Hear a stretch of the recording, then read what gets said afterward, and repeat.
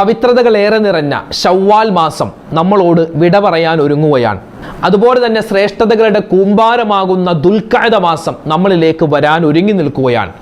അല്ലാഹു തആല ഈ ഒരു മാസം വിട പറഞ്ഞു പോകുന്ന മറ്റൊരു മാസം കടന്നു വരുന്ന ഈ സമയത്ത് അള്ളാഹുവിൻ്റെ നിഅമത്ത് കിട്ടുന്ന, അനുഗ്രഹം കിട്ടുന്ന നല്ല അടിമകളിൽ റബ്ബ് നമ്മളെ ഉൾപ്പെടുത്തട്ടെ.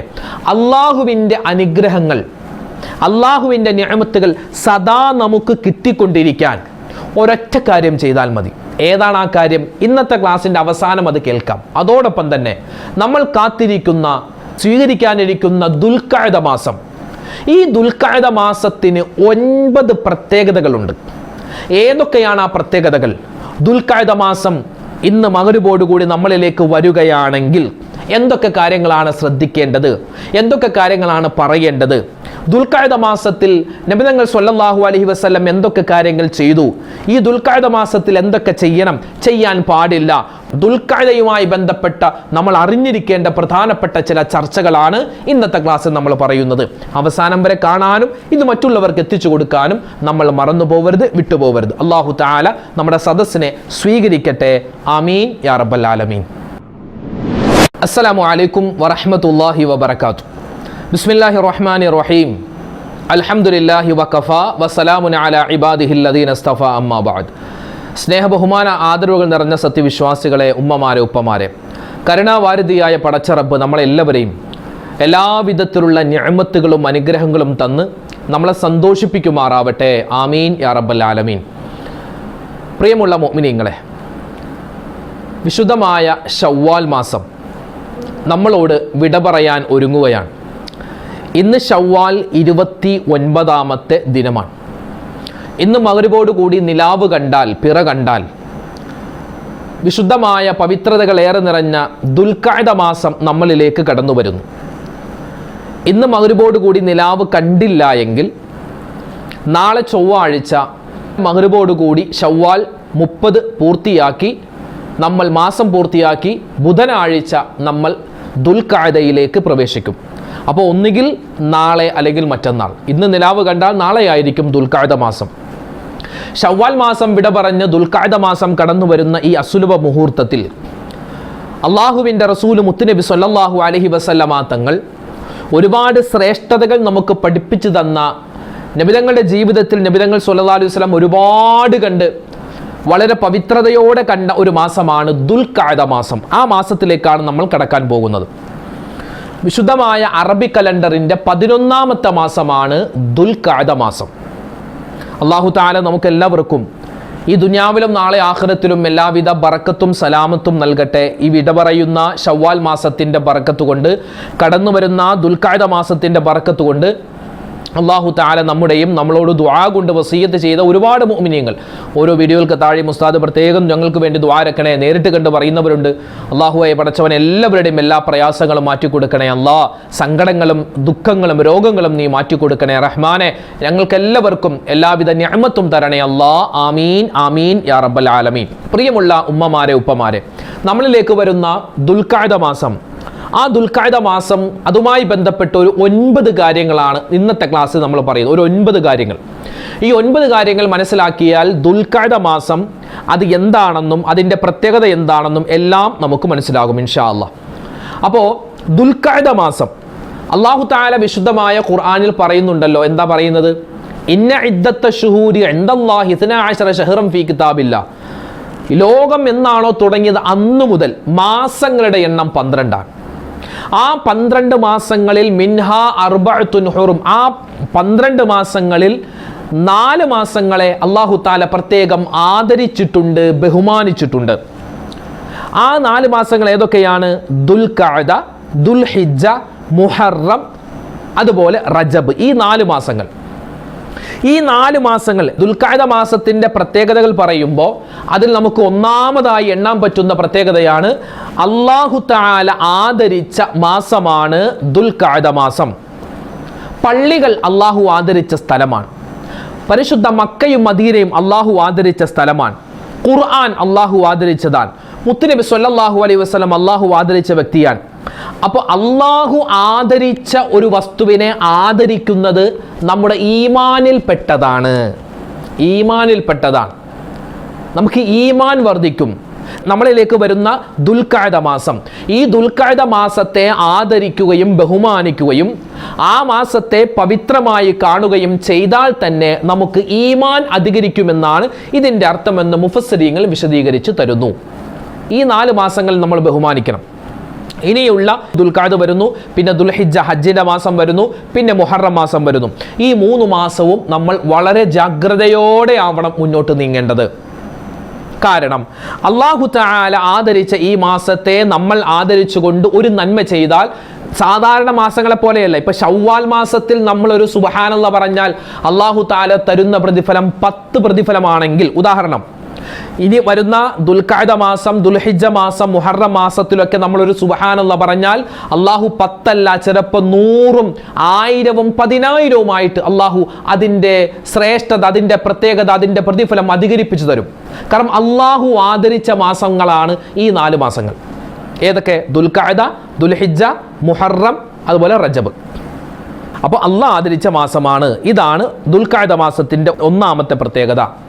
ദുൽഖഅദ മാസം, ദുൽഹിജ്ജ മാസം, മുഹറം മാസം, റജബ് മാസം, ഈ 4 മാസങ്ങളിൽ ചെറിയൊരു നന്മ ചെയ്താൽ തന്നെ വലിയ പ്രതിഫലം അള്ളാഹു തരും.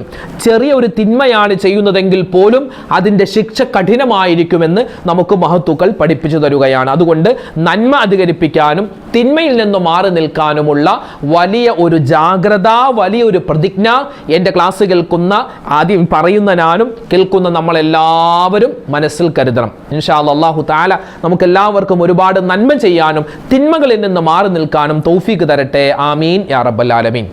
ഇനി ഈ മാസത്തെ എങ്ങനെയാണ് ആദരിക്കേണ്ടത്? ഇതാണ് രണ്ടാമത്തെ കാര്യം. എങ്ങനെ ആദരിക്കണം? നിസ്കാരങ്ങൾ കൃത്യമാക്കുക. ജമാഅത്തായി തന്നെ നിസ്കരിക്കാൻ പുരുഷന്മാർ ശ്രദ്ധിക്കുക, സ്ത്രീകളും ശ്രദ്ധിക്കുക. ഉമ്മമാർക്ക് ചിലപ്പോൾ ജമാഅത്തായി അങ്ങനെ നിസ്കരിക്കാൻ പറ്റിക്കൊള്ളണമെന്നില്ല. എന്നാലും നിസ്കാരം പിന്തിപ്പിക്കാതിരിക്കുക, അത് വളരെ ശ്രദ്ധിക്കണം. ഒരു ഉസ്താദുമായിട്ട് ഇങ്ങനെ സംസാരിച്ചപ്പോൾ വലിയൊരു ആലിമാണ്. അദ്ദേഹം പറഞ്ഞത്, നമ്മുടെ ഈ സമുദായത്തിന് ഒരുപാട് സമ്പത്ത് അള്ളാഹു കൊടുത്തിട്ടുണ്ട്, അല്ലേ? നമുക്കൊക്കെ ഒരുപാട് പൈസ അള്ളാഹു തന്നിട്ട്, പക്ഷേ അത് വേണ്ട രൂപത്തിൽ വിനിയോഗിക്കാൻ നമുക്ക് പറ്റുന്നില്ല. അതായത് സമ്പത്തിൽ ബറക്കത്ത് കുറവാണ്. അതിൻ്റെ പ്രധാനപ്പെട്ട കാരണങ്ങളിൽ ഒന്ന് നമ്മുടെ വീട്ടിലുള്ള സ്ത്രീകൾ. കാരണങ്ങളിൽ ഒന്നാണ് ഇത് മാത്രമെന്നില്ല, വീട്ടിലുള്ള സ്ത്രീകൾ ളുഹർ നമസ്കാരം, അസ്ർ നമസ്കാരം, ഈ 2 നിസ്കാരവും പിന്തിപ്പിച്ചാണ് നിസ്കരിക്കുക. ശരിയല്ലേ? എൻ്റെ വീട്ടിലെ അവസ്ഥ, നമ്മുടെ ഓരോരുത്തരുടെയും വീട്ടിലെ അവസ്ഥ ഒന്ന് എടുത്തു നോക്കിയേ. ശരിയല്ലേ? ശരിയാണ് അല്ലേ? ഈ ളുഹറിൻ്റെ ടൈം എന്നൊക്കെ പറഞ്ഞാൽ ജോലി തിരക്ക് ചിലപ്പോൾ ഒഴിവാകുന്ന അല്ലെങ്കിൽ കൂടുന്ന സമയമാണ്. മീൻ ചിലപ്പോൾ താമസിച്ചായിരിക്കും വരുന്നത്, മീൻ മുറിക്കാനും, അതുപോലെ തന്നെ മീൻ തേങ്ങ അരച്ചാണ് വെക്കുന്നതെങ്കിൽ തേങ്ങ ചിരവാനും, തുണി വാഷിംഗ് മെഷീനിൽ ഇടാനും, പിന്നെ വീട് അടിച്ചു വാരാനും, അങ്ങനെ ഒരുപാട് ജോലി തിരക്കുള്ളൊരു സമയമായിരിക്കും ആ ഒരു ളുഹറിൻ്റെ ടൈം. ഒരു 12 മണി 12:30 എന്നൊക്കെ പറഞ്ഞാൽ പിന്നെ എന്താണോ, ഞങ്ങൾ കുളിച്ചിട്ടില്ല നിസ്കരിക്കാൻ പറ്റൂ. അപ്പോൾ എല്ലാ പരിപാടിയും കഴിഞ്ഞ് വരുമ്പോൾ ഏകദേശം 1 മണിയാകും, ചിലപ്പോൾ 2 മണിയാകും. ളുഹർ നിസ്കാരം ഖളാ ആവൂല, പക്ഷെ അത് സമയത്തെ തൊട്ട് പിന്തിപ്പിച്ചാൽ ബർക്കത്ത് നഷ്ടപ്പെടും. ചിലപ്പോൾ അസർ നിസ്കരിക്കുന്നതോ മഗ്രിബിൻ്റെ ടൈമിലായിരിക്കും, ചിലപ്പോൾ ളുഹർ നിസ്കരിക്കുന്നത് അസറിൻ്റെ ബാങ്ക് വിളിക്കുന്ന തൊട്ട് മുമ്പായിരിക്കും. അങ്ങനെ എൻ്റെ ഉപ്പമാരും, അത് പുരുഷന്മാരും ഉണ്ട് അങ്ങനെ, ഉമ്മമാരെ മാത്രമല്ല കേട്ടോ പറയുന്നത്, സ്ത്രീകളാണ് അങ്ങനെ ചെയ്യാൻ സാധ്യതയുള്ളത്. അങ്ങനെയാണെങ്കിൽ അങ്ങനെ ചെയ്യരുത്. നിങ്ങൾ അങ്ങനെ ചെയ്യുന്നവരാണെങ്കിൽ ചെയ്യരുത്. നിങ്ങളെ കുറ്റം പറയുന്നതല്ല. ചിലപ്പോൾ നമ്മുടെ വീടിൻ്റെ സാഹചര്യം അങ്ങനെയാണ്, ചിലപ്പോൾ നിസ്കരിക്കാൻ പോകുമ്പോഴായിരിക്കും വിരുന്നുകാർ വരിക. അപ്പോൾ ആര് വന്നാലും നിസ്കാരത്തിന് നമ്മൾ ഒന്നാമത്തെ ആ ഒരു മുൻഗണന കൊടുക്കാൻ പ്രത്യേകം ശ്രദ്ധിക്കണം. ഇത് ആദ്യം എൻ്റെ നഫ്സിനോടും പിന്നെ എൻ്റെ ശബ്ദം കേൾക്കുന്ന, ക്ലാസ് കേൾക്കുന്ന എൻ്റെ ഉമ്മമാരോട്, ഉപ്പമാരോട് എല്ലാവരോടും ഉണർത്തുകയാണ്. അപ്പം നിസ്കാരങ്ങൾ കൃത്യമാക്കുക, സുന്നത്ത് നിസ്കാരങ്ങൾ അധികരിപ്പിക്കുക, ഖുർആൻ പാരായണം, ഒരു ദിവസം 1 പേജെങ്കിലും ഖുർആൻ പാരായണത്തിന് വേണ്ടി നമ്മൾ മാറ്റിവെക്കുക. പിന്നെ അറിയാവുന്ന സൂറത്തുകൾ, മനപ്പാടമുള്ള സൂറത്തുകൾ ഓതുക, അതുപോലെ ബന്ധങ്ങൾ ചേർക്കുക, ദിക്റുകൾ പറയുക, തെറ്റുകളിൽ നിന്ന് മാറി നിൽക്കുക. ഇങ്ങനെയൊക്കെയാണ് ഈ ദുൽഖഅദ മാസത്തെ നമ്മൾ ബഹുമാനിക്കേണ്ടത്, ആദരിക്കേണ്ടത്. മനസ്സിലായില്ലേ? അള്ളാഹു തൗഫീഖ് തരട്ടെ. ഇനി 3ാമത്തെ കാര്യം, വിശുദ്ധമായ ദുൽഖഅദ മാസം നമ്മൾ പറഞ്ഞു അറബി കലണ്ടറിന്റെ 11ാമത്തെ മാസമാണ്.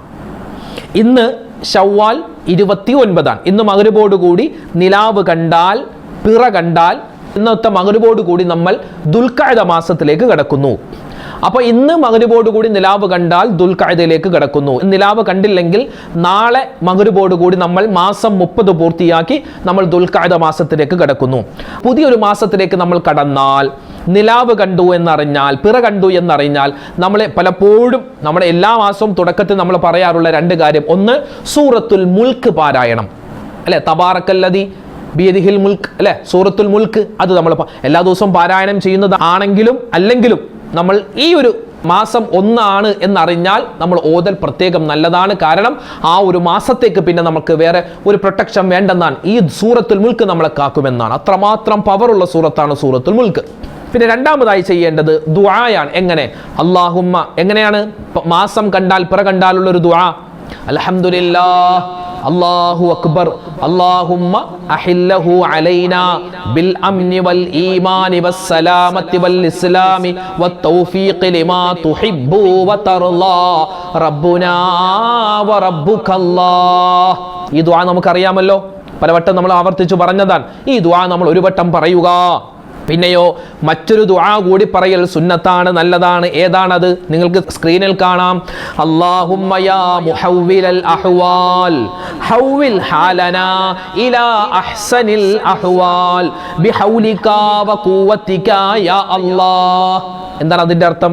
അല്ലാഹുവേ, അവസ്ഥകൾ മാറ്റിമറിക്കുന്ന റബ്ബേ, എൻ്റെ അവസ്ഥ നീ നല്ലതാക്കണേ, നല്ല അവസ്ഥയിലാക്കണേ. എൻ്റെ സമ്പത്ത്, എൻ്റെ കുടുംബം, എൻ്റെ ആരോഗ്യം എല്ലാം നീ നല്ല അവസ്ഥയിലാക്കണേ. നിന്റെ നല്ല അവസ്ഥ കൊണ്ട്, നിന്റെ ഖുവത്ത് കൊണ്ട്, നിന്റെ ശക്തി കൊണ്ട് എന്ന് പറഞ്ഞ് അല്ലാഹുമ്മ യാ മുഹവ്വിലൽ അഹ്വാൽ ഹവ്വിൽ ഹാലനാ ഇലാ അഹ്സനിൽ അഹ്വാൽ ബിഹൗലിക വഖുവതിക യാ അല്ലാഹ്. ഇത് ഇന്നത്തെ മഗ്‌രിബോടുകൂടി നിലാവ് കണ്ടാൽ നമ്മൾ ഈ പറയപ്പെട്ട 3 കാര്യവും ചെയ്യുക. ഇന്ന് നിലാവ് കണ്ടില്ലെങ്കിൽ നാളെ മഗ്‌രിബോടുകൂടി ഇൻഷാ അല്ലാഹ് ഈ 3 കാര്യവും ചെയ്യാൻ മറന്നു പോകരുത്. ഇതാണ് നമ്മൾ പറഞ്ഞ 3ാമത്തെ കാര്യം. ഇനി നാലാമത്തെ പ്രത്യേകത, വിശുദ്ധമായ ദുൽഖഅദ മാസം. ഈ ദുൽഖഅദ എന്ന് പറഞ്ഞാൽ അതിൻ്റെ അർത്ഥം എന്താ? ദു എന്ന് പറഞ്ഞാൽ ഉടയത്, ഖഅദ എന്ന് പറഞ്ഞാൽ ഇരിക്കുക.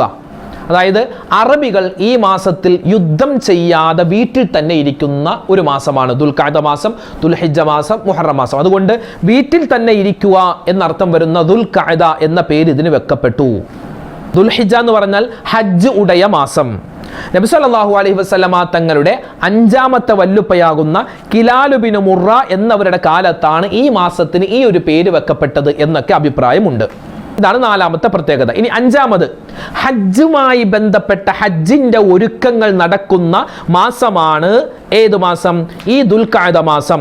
അൽ ഹജ്ജു അഷ്ഹുറും മഅലൂമാത്ത്. ഹജ്ജ് എന്ന് പറഞ്ഞാൽ അറിയപ്പെട്ട മാസങ്ങളിലാണ്. ഹജ്ജ് എന്ന് പറഞ്ഞാൽ അറിയപ്പെട്ട മാസം. റമദാൻ കഴിഞ്ഞാൽ പിന്നെ ശവ്വാൽ, ദുൽഖഅദ, ദുൽഹിജ്ജ, ഈ 3 മാസമാണ് ഹജ്ജിന്റെ ഒരുക്കങ്ങളുമായി ബന്ധപ്പെട്ട് നടത്തപ്പെടുന്ന ഹജ്ജിന്റെ ഒരുക്കങ്ങൾ.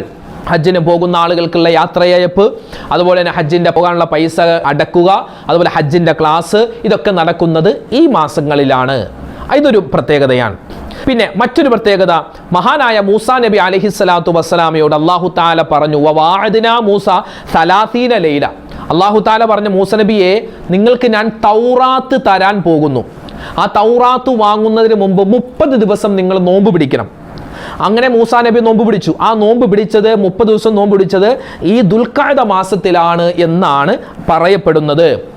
മൂസാ നബിയുടെ നോമ്പ് എന്ന് പറഞ്ഞാൽ ഭക്ഷണം കഴിക്കാൻ പാടില്ല, വെള്ളം കുടിക്കാൻ പാടില്ല, ശാരീരികമായ ബന്ധത്തിലേർപ്പെടാൻ പാടില്ല, സംസാരിക്കാൻ പാടില്ല, പല്ല് തേക്കാൻ പാടില്ല, കുളിക്കാൻ വൃത്തിയാവാൻ പാടില്ല, നലാഫത്ത് പാടില്ല. ഇതായിരുന്നു അന്നത്തെ കാലത്ത് നോമ്പെന്ന്. അപ്പോൾ ആ നോമ്പ് മഹാനവർകൾ പിടിച്ചത് ഈ ദുൽഖഅദ മാസത്തിലാണെന്ന് അഭിപ്രായമുണ്ട്. ഇനി മറ്റൊരു പ്രത്യേകത, ഉദ്ഹിയ്യത്തുമായി ബന്ധപ്പെട്ട ഉദ്ഹിയ്യത്തിൻ്റെ ഒരുക്കങ്ങൾ, മൃഗങ്ങളെ വാങ്ങാൻ പോകലും മൃഗങ്ങളെ തിരയലും അതുപോലെ ഷെയറിൻ്റെ പൈസ കൊടുക്കലും ഷെയർ ചേരലും ഒക്കെയായി അതുമായി ബന്ധപ്പെട്ട കാര്യങ്ങൾ നടത്തുന്ന മാസമാണ് ദുൽഖഅദ മാസം. മറ്റൊരു പ്രത്യേകത, ഈ ദുൽഖഅദ മാസം അത് ഉംറയുടെ കൂടെ മാസമാണ്. നബി സല്ലല്ലാഹു അലൈഹി വസല്ലമ തങ്ങൾ ജീവിതത്തിൽ ഒരു ഹജ്ജും 4 ഉംറയുമാണ് ചെയ്തിട്ടുള്ളത്. നബി തങ്ങളുടെ 4 ഉംറയും സംഭവിച്ചത് ഈ ദുൽഖഅദ മാസത്തിലാണെന്ന് അഭിപ്രായപ്പെട്ട ഒരുപാട് പണ്ഡിതന്മാരുണ്ട്. ഇതും ഒരു പ്രത്യേകതയാണ്. മറ്റൊരു പ്രത്യേകത, ഈ ദുൽഖഅദ മാസത്തിൽ മരണപ്പെട്ട മഹത്തുക്കൾ മഹാനായ ഇബ്നു ഹിഷാം റളിയല്ലാഹു അൻഹു, മഹാനായ അബ്ദുല്ലാഹി ഇബ്നു ഹദ്ദാദ് റളിയല്ലാഹു അൻഹു, അതുപോലെ ഖാദി അബൂബക്കർ ബാഖില്ലാനി റളിയല്ലാഹു അൻഹു, അതുപോലെ മഹാനായ ഇമാം റാഫിഈ, അതുപോലെ ടിപ്പു സുൽത്താൻ. കേരളത്തിൽ എടുത്തു നോക്കിയാൽ കക്കടിപ്പുറം അബൂബക്കർ മുസ്ലിയാർ, അതുപോലെ തന്നെ വേങ്ങര കോയപ്പാപ്പ, അതുപോലെ തന്നെ കാളമ്പാടി മുഹമ്മദ് മുസ്ലിയാർ, സയ്യിദ് ഹാമിദ് കോയമ്മാത്തങ്ങൾ, അന്ത്രുപ്പാപ്പ, CH ഹൈദ്രോസ് മുസ്ലിം, ഇങ്ങനെ ഒരുപാട് മഹത്തുക്കൾ ഉസ്താദുമാരൊക്കെ മരണപ്പെട്ട ഒരു മാസം കൂടിയാണ് ഈ ദുൽഖഅദ മാസം. നമ്മുടെ കുടുംബത്തിൽ നമ്മുടെ വാപ്പ, നമ്മുടെ ഉമ്മ, നമ്മുടെ ഭാര്യ, നമ്മുടെ ഭർത്താവ്, മക്കൾ ഒക്കെ മരണപ്പെട്ടിട്ടുള്ള മാസം കൂടിയാവാം ഇത്. അല്ലാഹു തആല എല്ലാ മരണപ്പെട്ടവർക്കും മഗ്ഫിറത്തും റഹ്മത്തും നൽകി അനുഗ്രഹിക്കുമാറാവട്ടെ. ആമീൻ. പിന്നെ ഈ മാസത്തിന്റെ മറ്റൊരു പ്രത്യേകത എന്ന് പറഞ്ഞാൽ ഇസ്തിഗ്ഫാറുകൾ, അതുപോലെ തന്നെ നമ്മൾ ദിക്റുകൾ അധികരിപ്പിക്കേണ്ട മാസം കൂടിയാണ്. ഇസ്തിഗ്ഫാർ അധികരിപ്പിക്കുക, അള്ളാഹുവിൻ്റെ പ്രത്യേകമായ ഇസ്മുകൾ അധികരിപ്പിക്കുക. യാ ഫത്താഹു യാ അല്ലാഹ്, യാ ഫത്താഹു യാ അല്ലാഹ്, വിജയങ്ങളെല്ലാം തുറന്നു തരണേ അല്ലാ, വിജയത്തിൻ്റെ കവാടങ്ങൾ ഞങ്ങൾക്ക് മലർക്ക് തുറക്കണേ അല്ലാ എന്നർത്ഥം വരുന്ന യാ ഫത്താഹു യാ അല്ലാഹ് എന്ന ഇസ്മ അധികരിപ്പിക്കേണ്ട മാസമാണ് ഈ ദുൽഖഅദ മാസം. അല്ലാഹു തആല നമുക്ക് അധികരിപ്പിക്കാനുള്ള തൗഫീഖ് തരട്ടെ. അതുപോലെ തന്നെ ഇസ്തിഗ്ഫാർ അധികരിപ്പിക്കുക. അസ്തഗ്ഫിറുല്ലാഹൽ അലീം, അസ്തഗ്ഫിറുല്ലാഹൽ അലീം. ഒരുപാട് നേട്ടങ്ങളാണ് ഇസ്തിഗ്ഫാർ അധികരിപ്പിച്ചാൽ ഉള്ളത്. അപ്പോൾ ഇസ്തിഗ്ഫാർ പറയുക, അല്ലാഹുവിൻ്റെ ഇസ്മുകൾ പറയുക, വിശുദ്ധമായ ഖുർആൻ പാരായണം, ഇതെല്ലാം നടത്തേണ്ട മാസമാണ് ദുൽഖഅദ മാസം. അപ്പോൾ ദുൽഖഅദ മാസത്തിൻ്റെ പ്രത്യേകത ശ്രേഷ്ഠതയൊക്കെ നമ്മൾ പറഞ്ഞിട്ടുണ്ട്. 9 പ്രത്യേകതകളാണ്, 9 ശ്രേഷ്ഠതകളാണ് ഈ ദുൽഖഅദ മാസത്തിനുള്ളത്.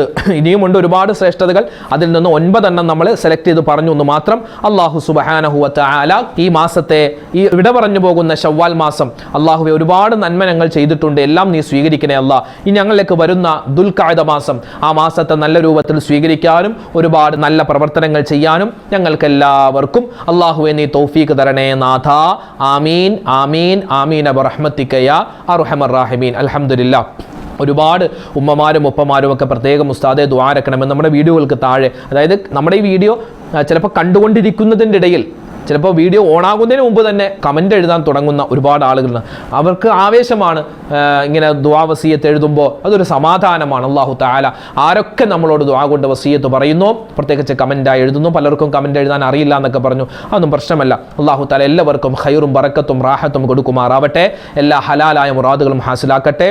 ഈ വിശുദ്ധമായ ദുൽഖഅദ മാസത്തെ നല്ല രൂപത്തിൽ പ്രയോജനപ്പെടുത്തുന്നവരുടെ കൂട്ടത്തിൽ റബ്ബ് നമ്മളെ ഉൾപ്പെടുത്തട്ടെ. ഈ വർഷം ഹജ്ജിന് പോകുന്ന ഒരുപാട് ഹാജിമാർ അൽഹംദുലില്ലാ, നമുക്കുമൊക്കെ ഹജ്ജും ഉംറയും സിയാറത്തും ചെയ്യാൻ അല്ലാഹു തൗഫീഖ് തരുമാറാവട്ടെ.